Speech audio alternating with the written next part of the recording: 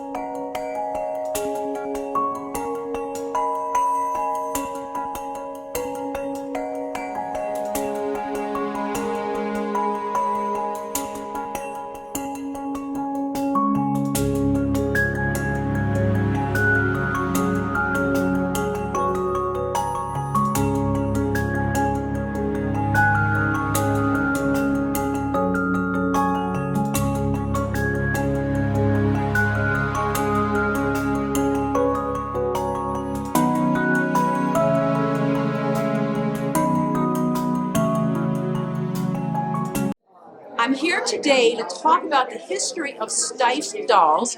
Steiff is a German company that was started in the late 1800s in Germany and produced a whole bunch of dolls and animals and is still in existence today.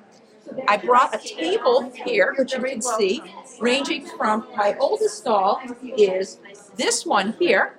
And believe it or not, this guy is older than probably anyone watching this program. This guy was born in about 1904. And he's very simple and very lovely. He's got a very basic design and is very typical of Steiff dolls. Born in about 1908, and very beautiful and very childlike.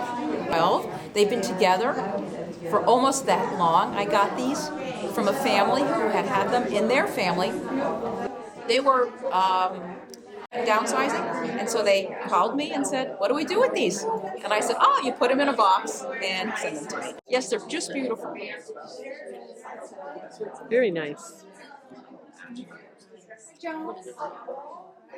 Here, it says Uncle Zeppelin, and this fellow was actually made by Steiff, 8 to about maybe 1912, and he is the captain or the planes that flew across Germany at that time.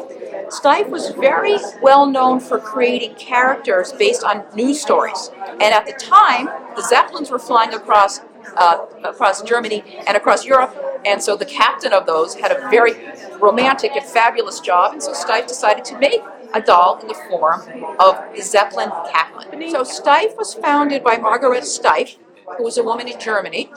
And she actually started her business making very simple things for the home, like pin cushions and pillows and blankets and things out of felt, because that material was available in Germany in the late 1800s. And her items became so popular that she started to create her interest in making toys, and the popularity of the toys really put them on the map. So Steiff was created the 1900s onward, really on a commercial scale, and the company's still in business today. So to purchase new Steiff, you can buy those things at toy stores like F.O. Schwartz and other upscale toy retailers. I think also some major chain stores like Macy's often have them in the toy or children's department. Oh. You can also purchase them, of course, from the Steiff factory or online. You can just Google Steiff and things come up. For vintage items, and those would be pieces that are no longer in the line or pieces that are used or collectible or antique, those you can find through specialty dealers. You can also find them online on online stores. Sometimes you're lucky and can find them at a place like Brimfield Fair, or you could find them at a tag sale or something like that. But the vintage pieces are really beloved and collected by people all over the world. Oh. And there's global auctions on these items. There's global gatherings on these items and such. Oh. Today we're celebrating Steiff's dolls, which is part of that production and manufacture. But the whole line of vintage pieces it has collectors worldwide.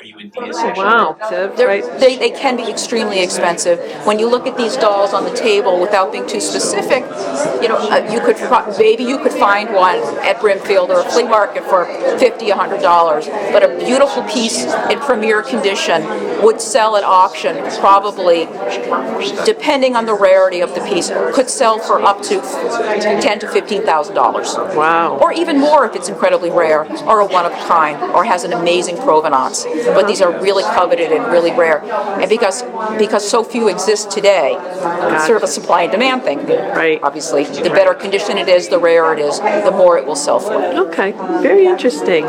So you've been collecting all your life? I've been collecting my entire life. I have worked for the Steiff Company in the past. I continue to do some consulting for them on the vintage and antique pieces. I have my own Steiff consultancy. I work with elite collectors all over the world with collections management. I have a Steiff store. I do lectures like this very frequently. I'm very active in Doll Study Club of Boston. I'm very active in Doll Collectors of America, very involved in United Federation of Doll Clubs. All of these are organizations which love, support, cherish, and study dolls. So it's really like, these are my peeps, these are my troops. Yeah, this is what we love to do. Can you repeat your name, please? Sure, my name is Rebecca Kaufman. And your web address? Do you have a web address? Sure. My website, which has a retail store, a YouTube channel, probably 15 years of blogs, content information, is called My Steiff Life, and that's www.mysteifflife.com. MySteifflife.com. Great. Everything Steiff. Great. Thank you. My pleasure. Thank you for your interest. My name is Rebecca Kaufman. I'm from the neighboring state of Massachusetts. We live in Cambridge, Massachusetts. Doll Study Club of Boston. I'm a very proud member of UFDC. We're going to talk today about the history of Steiff dolls in the late 1950s. And I chose that number because obviously 50 is nifty today. But also this is sort of the best and most interesting range of Steiff dolls. And my goals for you with this presentation, of course, is to make you love Steiff more than you did when you walked in the door this morning, if that's possible.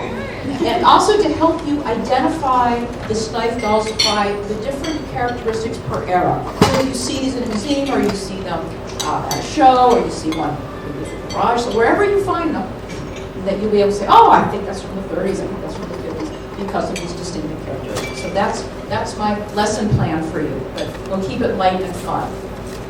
So here's the timeline of what we're going to go through. Basically, you're looking at turn of last century with the character dolls. There were hedgehog dolls through the mid to late 1950s. And so that's our order of operations today. So our first type of Steiff dolls, which debuted as the turn of last century around 1903 or 1904, are called, I'm terrible at German, if someone can speak German.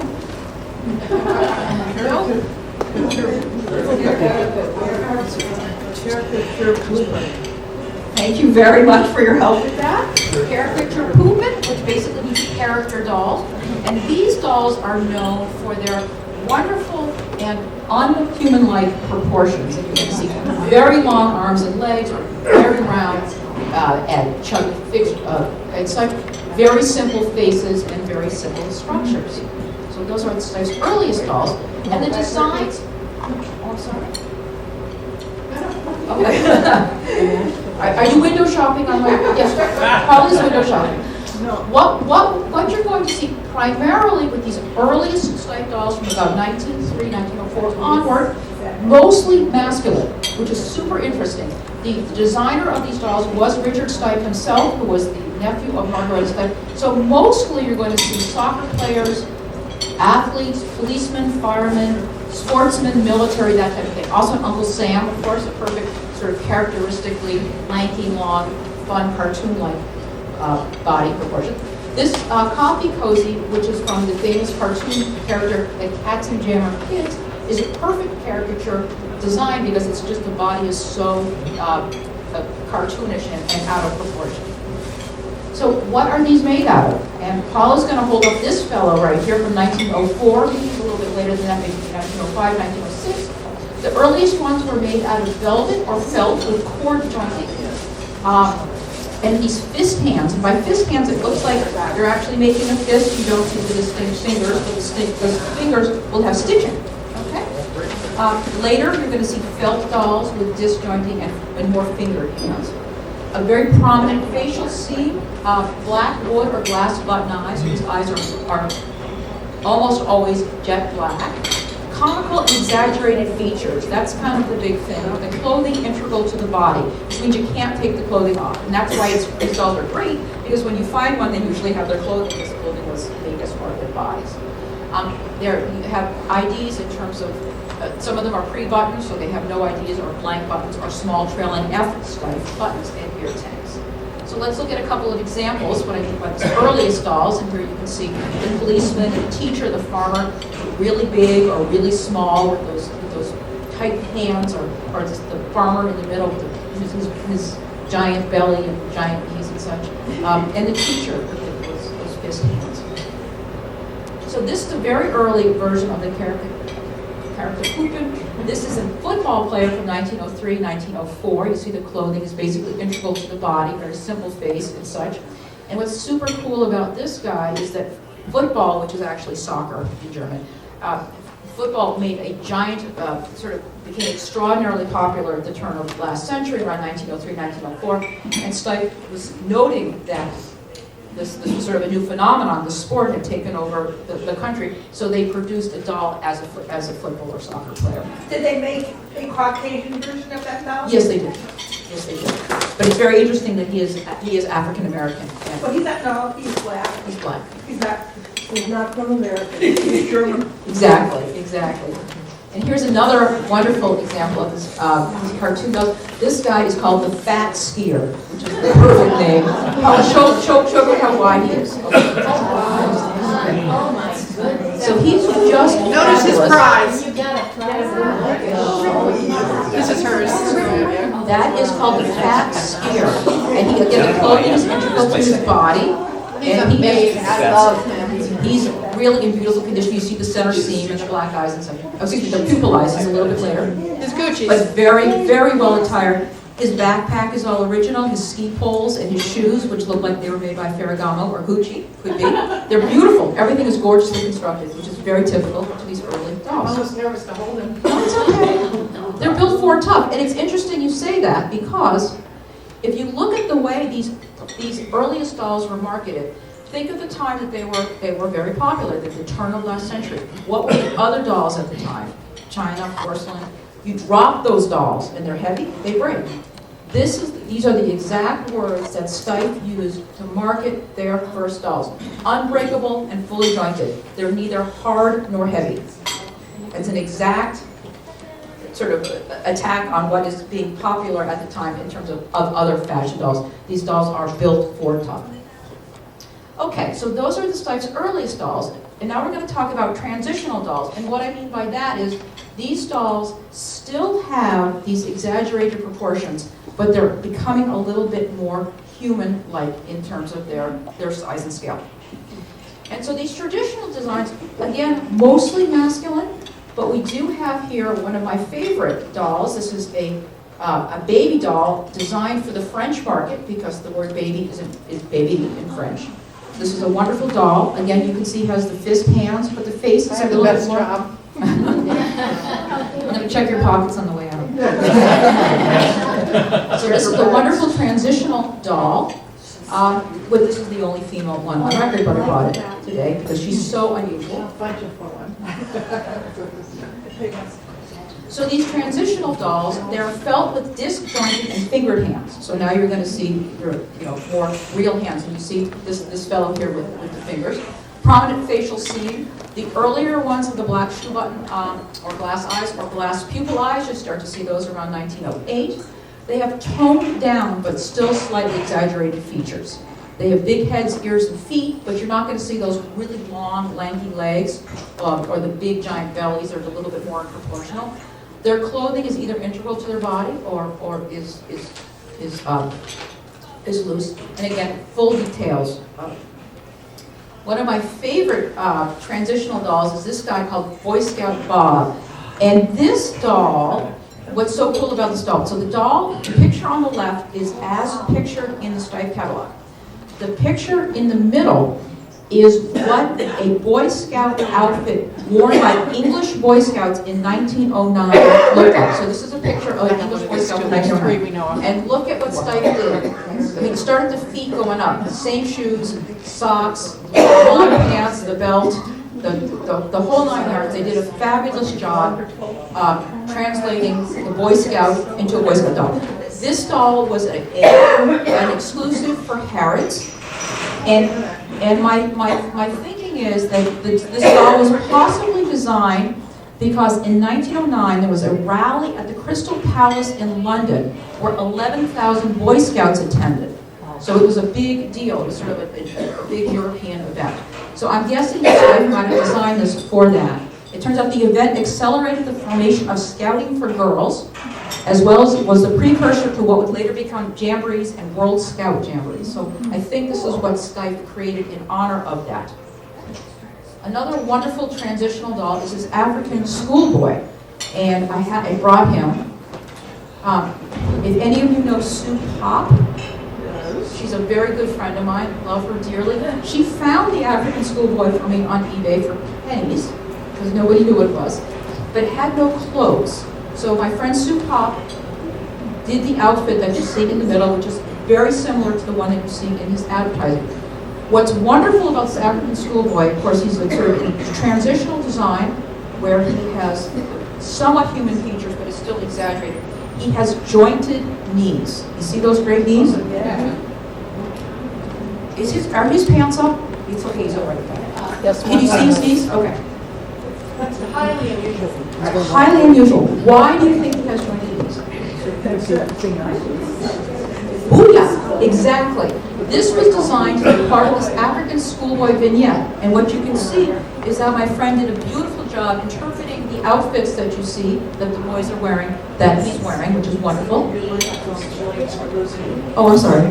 So my friend created this outfit based on this design. And what's wonderful about this vignette is that you see the schoolboys are in different color vests, and I think that indicates their grade. But his knees are jointed so he can sit. Yeah, when Sue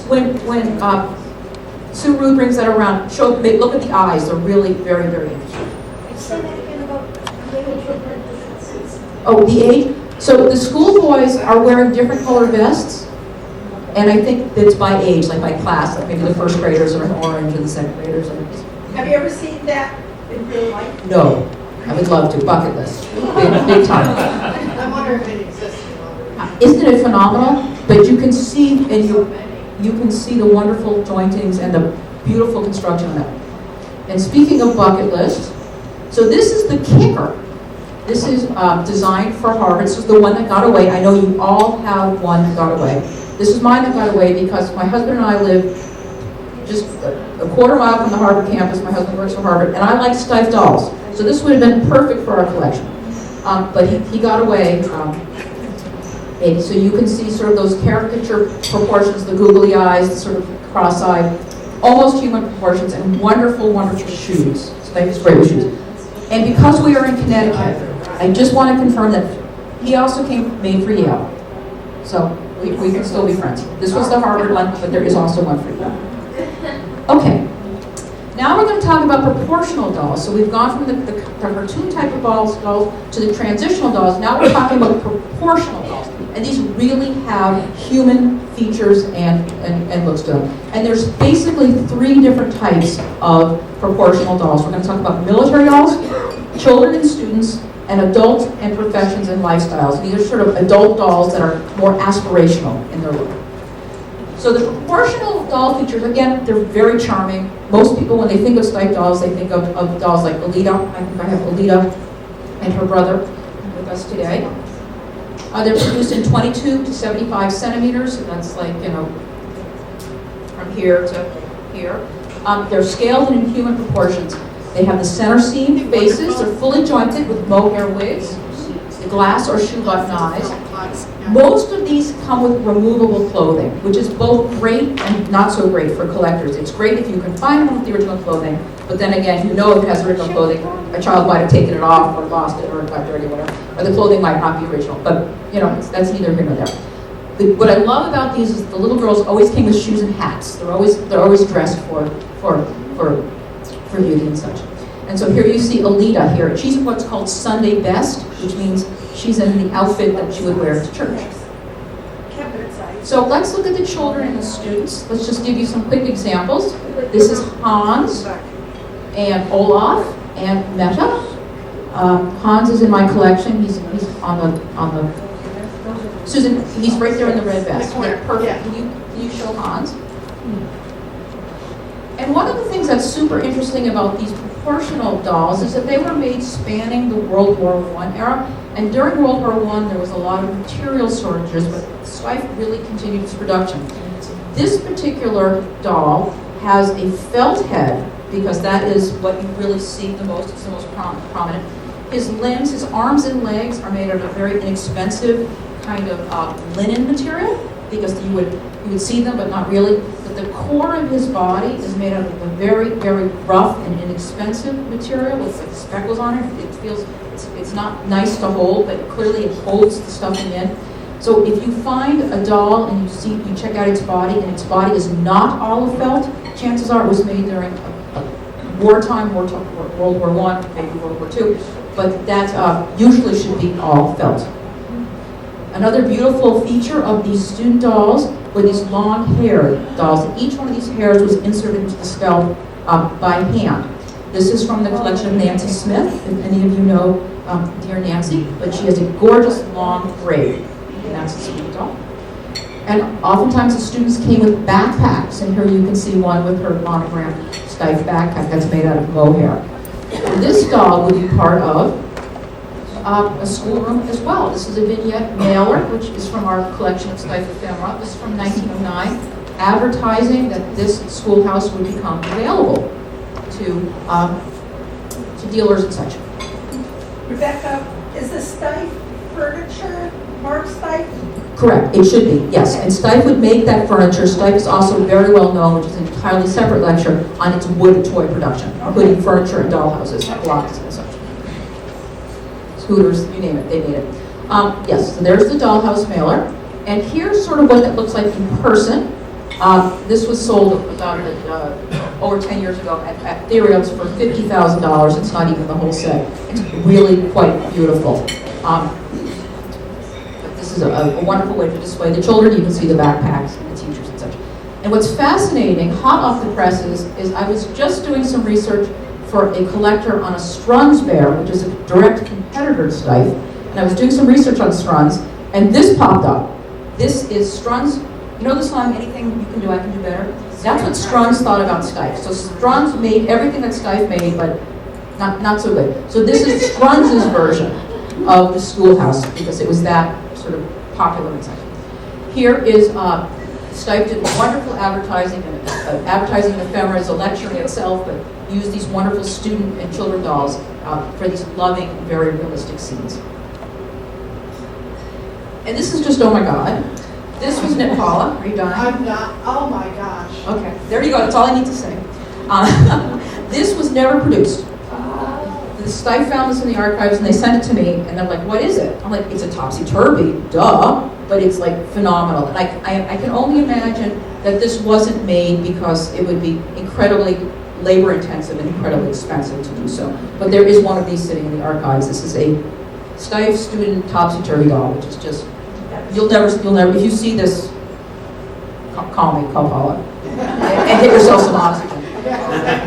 So also of the proportional dolls, these proportional adults. And for the most part, Steiff made these dolls in the early 1900s to 1910s as very aspirational. These are society people. And you see how beautifully they're dressed and such. That's Betty in her gloves and her hat, the sportsman with his wonderful wrapped legs with felt, the student in his layers of outfits. You see those clothes are removable and quite lovely. This is a very interesting novelty based on the proportional adults. This is a tea cozy that was made for a member of the Steiff family as a gift. And that's just beautiful. The inside of her skirt is hollow like a tent, and in it is very thick. It's probably 1.5 inches, 2 inches of thick felt lining that. You put that over a teacup, a cup keep a coffee hot chocolate, and that keeps that warm. The proportional adults also made for wonderful advertising and photographs. There's people playing tennis and such. And of course, this is a piece of ephemera. This was designed by someone named Albert Schlopness, who we'll talk about in just a bit, a doll designer. But again, very aspirational. You see the adults leaving the postal coach with the wonderful horses and such. This postcard was to advertise a trade fair in Germany in 1912, and Steiff set up this scene at the opening of the toy section of the fair. It was just absolutely beautiful. That's stunning. I love those horses. It's stunning. It's actually quite large. It's quite large. And exquisite. It's just exquisite. You're absolutely right. It's very eye-catching. So we're going to talk a little bit about military dolls, and these are proportional as well. And just to put that in context, what you see on the left is the transitional soldier. What you see on the right is the proportional soldier. And your eyes tell you. The ears are more in sync. The face is more human. The shape of the body is much more human. The legs and feet. Left is 1909 versus 1914. It's a very short time frame, but you can see a dramatic difference in those different types of dolls. Now, these proportional military dolls got very, very popular in the 19-teens for obvious reasons. There was a lot of military action going on. They had most of their outfits were integral to their outfit, to their uniforms. They're fully jointed, with those over 20 inches having jointed knees, because they're just so large and so hard to exhibit. Steiff did a phenomenal job of really accurately representing all of these nationalities in what their military officers and infantrymen wore, all in different ranks and in different sizes. There was over 100 of these different designs here. It was just a phenomenal output of these military dolls. What's phenomenally interesting as well is that after 1915, these dolls were required to look handsome, because the government talked to Steiff and said, the dolls can't look like scary military people because we're in a war. So after 1915, they were handsome, and here you see somebody who's quite handsome. Here are some proportional military dolls. You can see that they are human forms and such. I believe I have an infantryman right there. And Paula, can you show them the feet, the bottom of the feet? so they made All stuff non-German Yes. soldiers even during the war. Correct. They made many different nationalities. And there's a French, a lot of German ones, but there were all sorts of examples as well. Here you can see the military dolls. The infantryman here on the right, you can see the full regalia. He has a gun, he has a bread bag, he has a backpack, he has a sleeping bag, a hat with the number 28 and 28 centimeters. They were really exquisitely detailed. I brought one that travels well, and you can see on the bottom, Paula will show you, he has Steiff buttons on the bottom of his feet, which is both true, because soldiers used to put nails on their soles to make their shoes last longer so they would skid, but Steiff did it with their buttons also for branding. And you can see the extraordinary detailing with the tassels, the belt, the pickle hat, the canteen. All of that is part of Steiff's production of these proportional military dolls. There's a hot box. I think so, yeah. And you can see this one still has this button in the ear. It's a nice example. It's exquisite. Flag. Correct. Yeah, just. White flag and button. The chest tag did come out in full force to the 20s. And here you can see, interestingly, the military advertising about 1913, and the soldiers inspecting the buttons on the soles of the shoes. You can see that on the left. When you look at a piece of Steiff advertising, there usually is a very light-hearted sense of humor to it. There's always something funny going on. And so these guys are joking around, and there's a dog, and they're giggling. There's always a story. I think Steiff did a wonderful job pre-war of creating advertising for the most part that was very playful, that you looked at for a long time, and it tells a story. Now I'm going to take a little bit of a detour and talk with you about a very specific designer at Steiff. Steiff never, except in this one case, tells you who designed an item. It's always a Steiff item. This particular fellow, Albert Schlopness, was a designer for Steiff who was a good friend with Richard Steiff, who managed to get his name onto design. So these are actually known as Schlopness dolls or Schlopness designs. And one of the things that Schlopness did was create something called the Schlopness Circus. And it consisted of over 30 circus-themed dolls and acrobats based on real-life performers at the world-famous Circus Sarasani of Dresden, Germany. So he went to the circus, he studied the performers, he studied the tent in which they performed, they studied their lifestyles, and he created an amazing display of over 30 dolls in all sorts of various circus acts, which was taken across Germany and across Europe. And people would queue for hours to walk around. It was that interesting. This was one of the Schlopness Circus is one of the reasons that Steiff really launched itself. In the early 19 teens, really became globally known for quality and extraordinary design and extraordinary presence and extraordinary branding because of this Schlopness Circus. And I brought Green from the Schlopness Circus, and I happen to think he's extraordinarily handsome. My husband's okay with that. He's just beautiful. He is in a wonderful condition. A woman from Portugal called me and said, I have this doll, I don't know what to do with it. She described it, it was this doll. And she said, I want to send it to you, but you have to promise to love it and keep it forever. And no problem. So this is Green, he's 43 centimeters. He's a footman, which means he would handle all the bits and pieces going on with the circus. He's not necessarily a performer, but he is the person who makes it happen. He's fully jointed. He's got a phenomenal outfit. What's really incredibly eye-catching about Green is the number of buttons on him and how well he's designed and how accurate his clothing is. And he probably was named after someone named Green at the circus. Another wonderful doll from the Schlopness Circus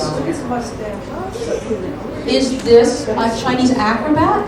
And this fellow, again, keeping in mind that Schlopness was interpreting what he saw at the circus, this is how he designed this Asian performer with his wonderful eyes, inset mouth, and a beautiful long braid. And here's a rendering of the Schlopness Circus, and again, it was really fun, very playful, and that might be Green in a cart being pulled by geese. You see the Chinese acrobats above doing their thing.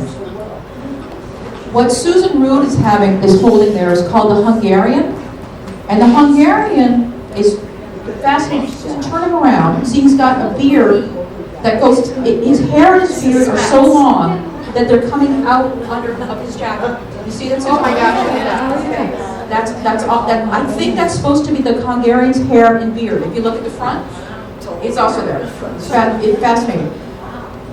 The Circus Sarasani was known for taking people from all over the world with sort of extraordinary looks and qualities and having to perform. And my guess is the Hungarian is a guy from Hungary who was just sort of looked like that and caught Schlopness' eye. Are they ducks or are they geese? Those are geese. Those are geese pulling a cart. Schlopness Circus was tons of fun. Just very playful, tons of fun. And that was Schlopness' sense of humor and sense of design. The other thing we're going to talk about Schlopness today is his reverse painted dolls. And these are so rare. I've only seen them. I've never touched one. And I would die to own one. I'm sure Paula would as well. Yeah. You just don't see these. And what these are is the head is made of celluloid by Schildkreuth, and the body is made by Steiff and is felt.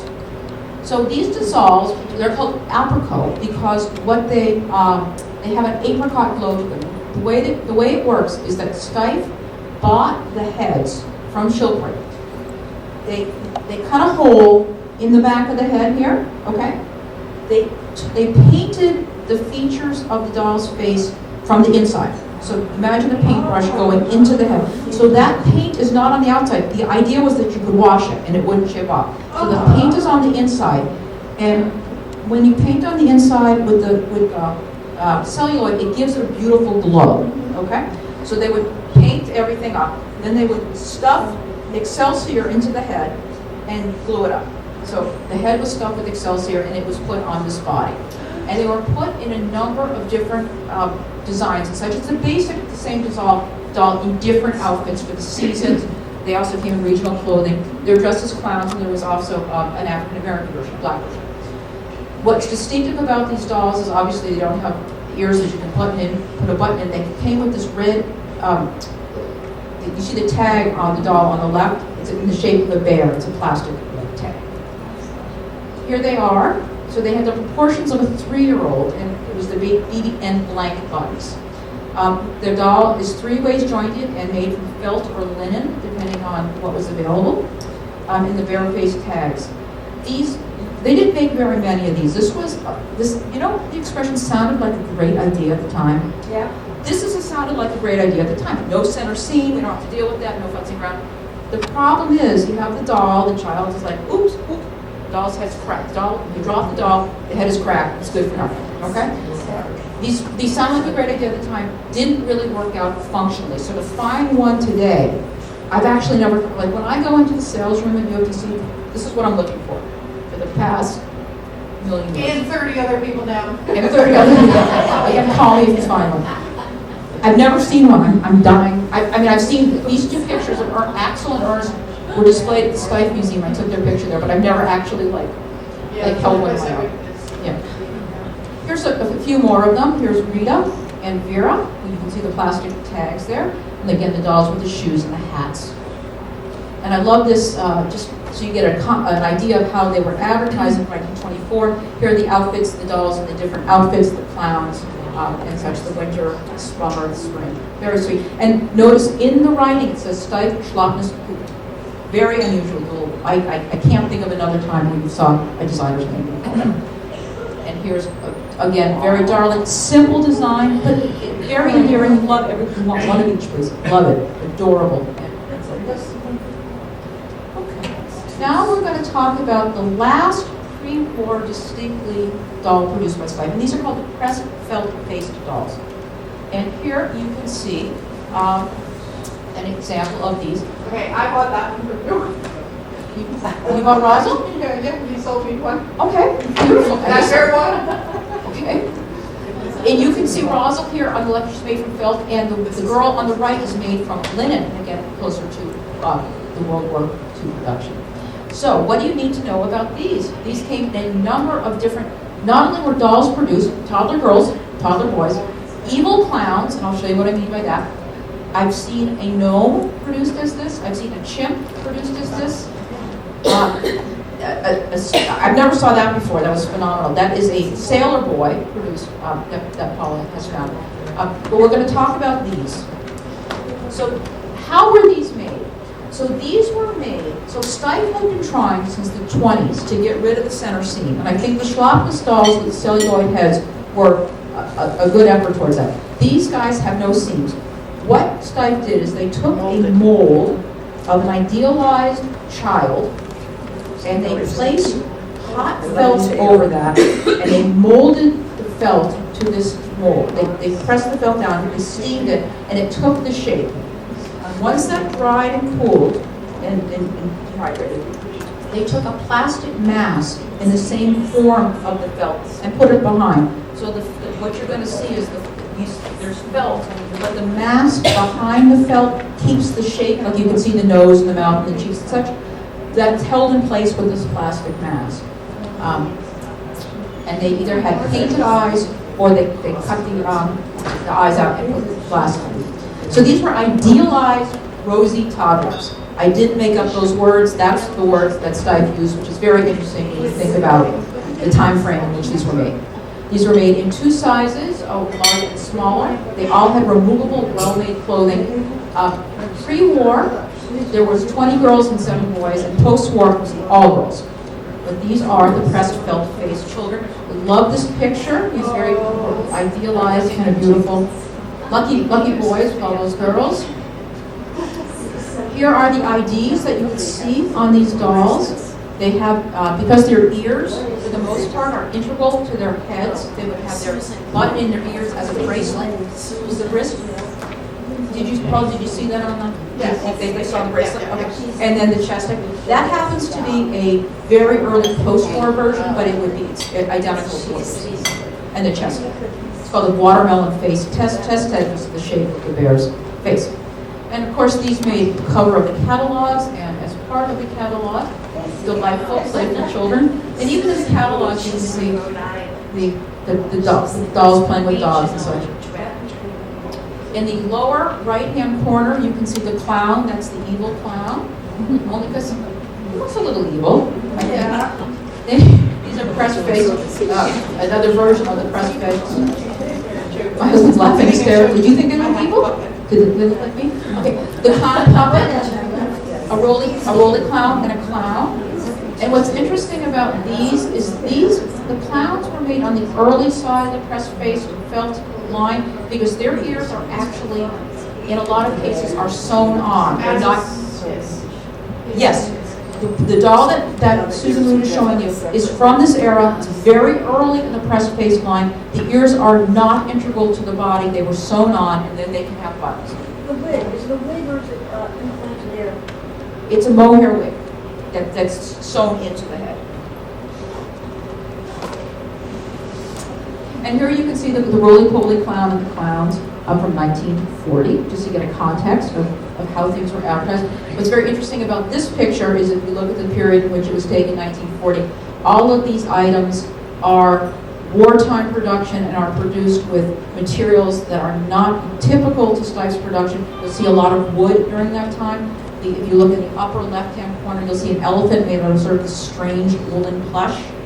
That's a wartime material, and I believe the duck right under it is made out of a washable material, as is the elephant on the bottom part, produced during a wartime. The pressed felt was also made as this gnome called Lucky Dog. They're very rare, very hard to find. Do not have one in my collection. I love one, but again, you can see that face, the back in plastic. It's supposed to look like a little mushroom. You've probably never seen this. This is a prototype of a teddy bear doll with a wonderful pressed felt face, and she's wearing a teddy bear suit. It looks like she's wearing teddy bear mittens, but it looks like the clothing may be integral to her. I do know that this summer at the Gingan auction on July 1st, they are selling a teddy bear doll from 1909 that is a center seam doll on a white teddy bear body to die for. So Steiff has been thinking about these doll bears for a long time, but I never really put them into production. Does her headpiece come down and have a bear face, do you know? I don't know. I've only seen this picture. And this is this is a wonderful little gnome press face doll prototype. This another one that got away. This was sold in 2019 for $9,000 at auction, and you can see the press face felt and very prominent nose, the Google eyes, and the ears. Did you watch this? Did you watch me lose my baby? Okay. So we both lost our baby in this. Okay. All right. Okay, now we're going to fast forward to a topic that I truly love, cloth animal dolls, and this is we're going to wrap up soon here. Cloth animal dolls actually debuted as animals with really human bodies and features and proportions in the early 1930s, but really came into prominence in the late 30s and a little post-war, and that's why I bring them up here. So their production bridged pre- and post-war. For the most part, these are head-jointed with dangling arms. They're self-standing and have simple clothing that's removable.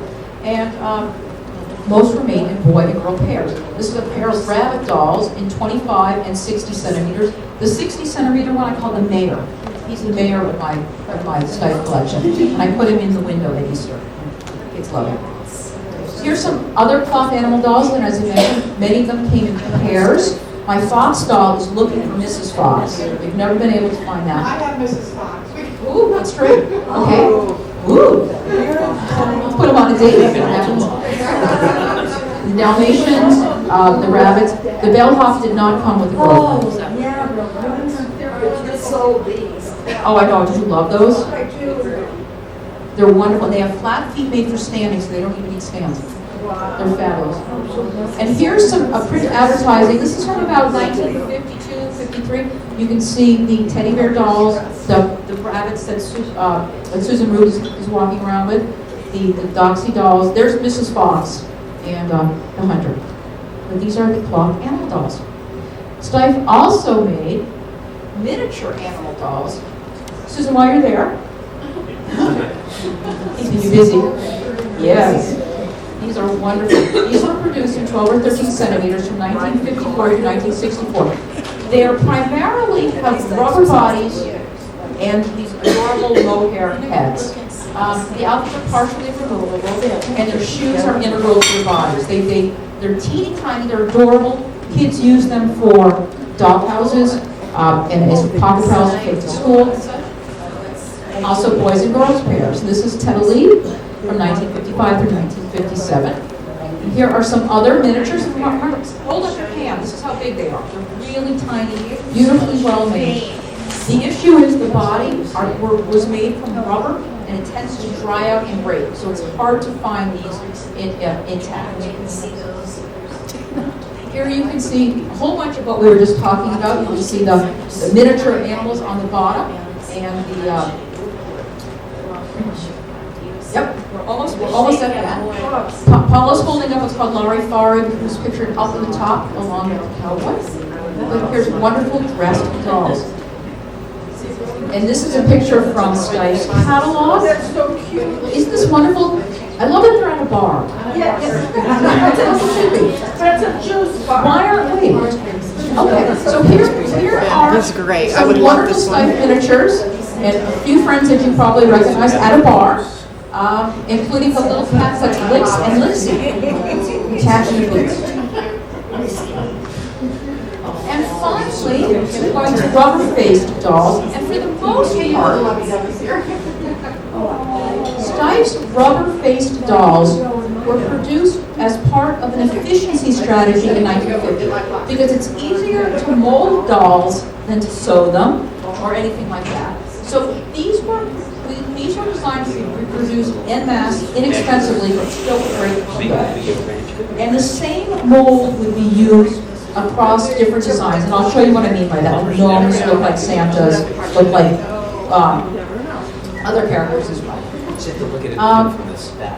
So this is probably the only rubber-faced doll that is incredibly collectible and in high demand. This is Gummy Bird. I've never actually held one or seen one. I've just seen a picture of it. This is an example of a very rare rubber-faced doll. Here are a few others. We have the sailor and the cowboy. Paul, is there a cowboy there? Cowboy, yeah. Cowboy. You see the Larifari, which I believe was walked around, and that was part of a boat strategy. And Telemaxel, who I guess was a character on TV in Germany. But these all have rubber faces and cloth bodies. I love them. They just don't have the, to me, they don't have the appeal of the older dolls, but they are still a very important collecting member. And it's important to recognize that when you see a rubber-faced doll, it may have some cracking or raising on the face because the rubber tends to shrink. As long as it's not chipping and falling apart, it's still very cool. Here's what I mean about redundancy of molds. The dwarf dolls and the Santa have exactly the same face.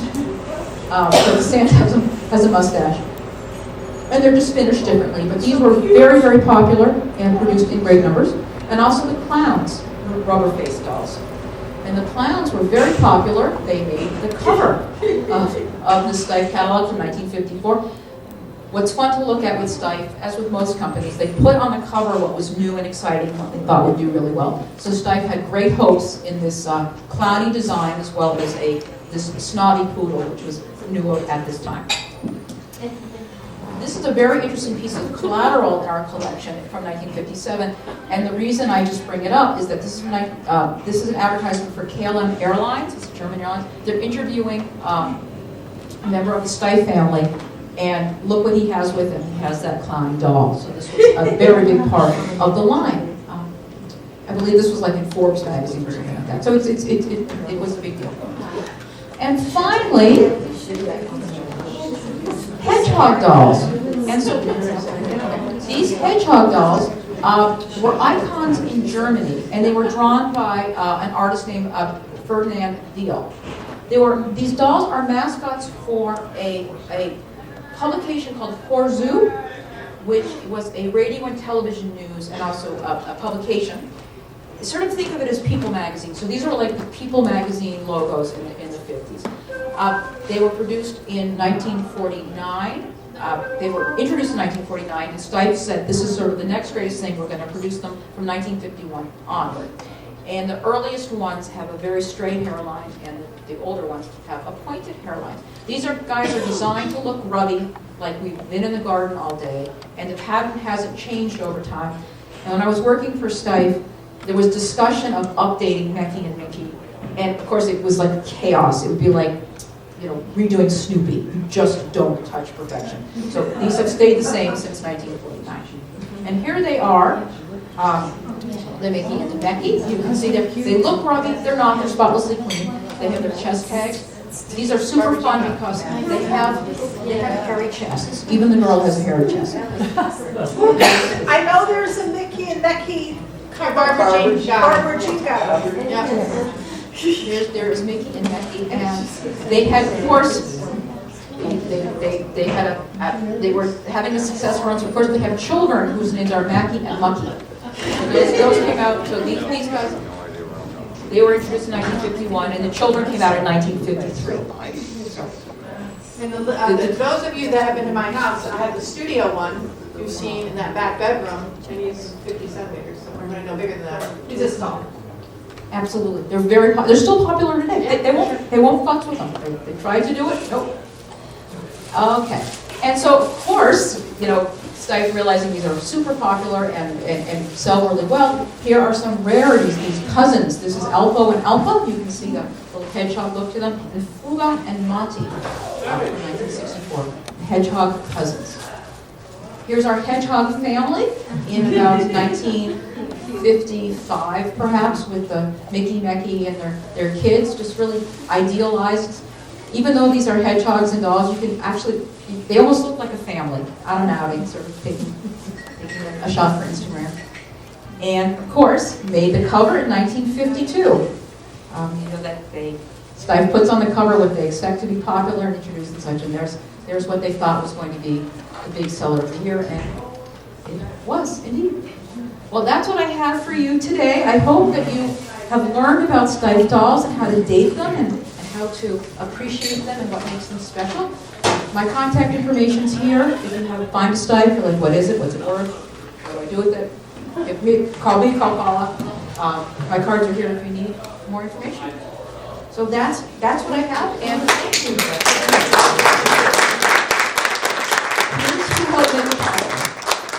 And I'd like to thank my husband, Mark Kaufman, who helps really make this all possible. Questions? How many of the Stipe dolls do you have in your collection? I probably have 80. And that's probably your favorite part? Well, I have, in our home, where our home is my husband has been incredibly gracious to remove all furniture and replace it with Stipe. And for Stipe guys, all of my dolls are in my most favorite room in special cases because I take they don't go out too often. I must really like you if I brought them out. They don't go out too often, and I take really good care of them, and they are in glass cases. And I would say there's 70, 89, something like that. There's enough to keep me busy. We tend not to count. Yes. We don't like to count. It's bad luck. There's not too many. Never too many. Not enough. And my answer is not enough. Any questions about the presentation, dolls, Stipe? Good. Question? Yes. You said you worked for Stipe? I did work for Stipe. I was the club manager from 2002 through 2006, and I was the archivist for Stipe from then through 2018, where I identify and value items that they don't know what it is. Wow. Which is interesting. Very interesting. They send me pictures like, what is this? I'm like, I'll tell you. Because what I love to do and I have a real passion for is looking at really interesting details of something. If something they can't figure out what it is, the These eyes are like something, this fur is like something, this size is like something. So I put the pieces together. That is what, because I know Are they what committed comes to with. stuff and they don't know it? A lot of the people who work for Stife don't love it like Paula and I. They work for it like they go to work and they come home and that's life. So it's not the actual company itself, or they should know. Well, I pass no judgment on who they hire and they don't. It takes a lot of people to run a company. They have collectors and people who love their product and are probably smarter historically and more passionate about the product. A lot of people just go to work and if the audience come home, they don't collect them. This is in the United States. This is in Germany. Germany. And in the United States, it's a very small office. I think there's maybe a dozen people. It's mostly a distribution center. Where is that located? That is in Rhode Island. Okay, so, is he right? It used to be in Raynham. When I worked for Stife, it was in Raynham, Massachusetts, and there was probably 30 people working there in a giant workshop. Sometimes they did. And I was the club manager and the marketing manager, and I worked with the director of product development. And see in Germany. And Gingen, which is near, you fly to Stuttgart. It's near Stuttgart. It's near Frankfurt-ish. Yeah, you can drive easily. You can drive. So it was what became Western Germany after the war? Yes. Anybody else? Questions? You love Stife? Yeah. In the air. Excellent. All right, mission accomplished. Thank you, everyone. Thank you.